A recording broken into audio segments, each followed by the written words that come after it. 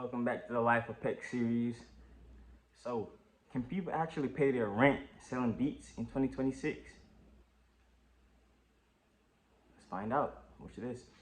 All right, producers, rappers are no longer buying beats in 2026 because of this. Streaming royalty rates are so low that it's hard for an artist to justify paying $100 for a beat when it's going to take them, 75 billion streams just to get that money back? This is from an actual conversation with a rapper. I'll show you the conversation in a second. Do I actually think that recording artists are no longer buying beats at all because of this? No, absolutely not. I love working with recording artists. I work with them every single day. People buy beats every single day. However, do I think there's this perceived lack of opportunity nowadays? Do I think that recording artists as a whole are frustrated and somewhat hopeless at the prospect of making money?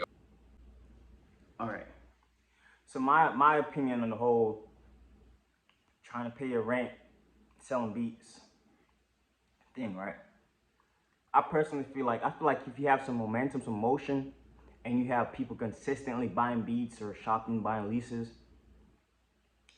and they're spending collectively, let's just say you have 5-6 artists within a month buying beats, and you may have some other side hustles. I think it's possible, but to solely just rely on the beat sales, I feel like if you're a top tier producer, hell yeah, it's highly likely.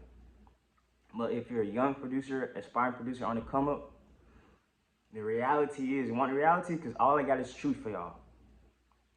You're gonna still have to work that 9 to 5 while hustling the beats on the side, and do other stuff like we spoke on other video, leveraging your other talents and stuff, So, is it possible?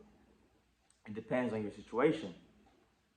If you have the clientele base, if you have people who are shopping on the daily, weekly, then maybe. If not, if you're still in school, in college, you got a 9 to 5, the possibilities of you solely just paying your rent off beats is real slim. But it's possible though. You always gotta stay motivated. But I suggest keeping your 9 to 5 while hustling your beats, and your other services. Could be digital marketing services, mixing and mastering, So I feel like it's possible depending on how far you are in your career as a producer.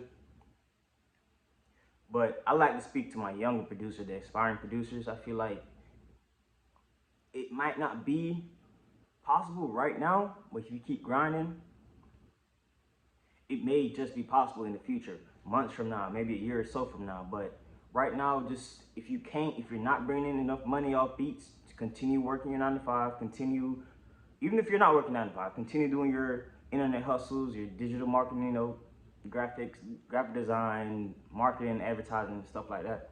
I feel like that's a better pathway to, just have your digital monies and different pockets of digital funds. Just, that may just be the most realistic way.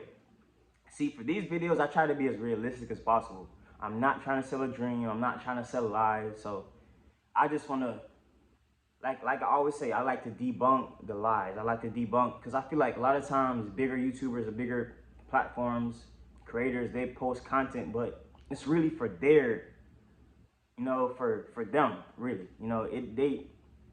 The type of content they post and the stuff they say, like most younger aspiring producers, we can't relate to it. Most younger producers can't relate to paying rent completely off beats, because you're still trying to understand the whole ecosystem of selling beats. So keep working, keep being consistent, and keep marketing and working on your brand. And I feel like that will definitely put you on the right pathway to being able to pay your rent or bills off making beats. Shout out to all my young producers. Thanks for tuning in. Thanks for the likes, the comments, and the engagement. Stay subscribed, more videos on the way. And that's it for Life of Peckk, and I'm out.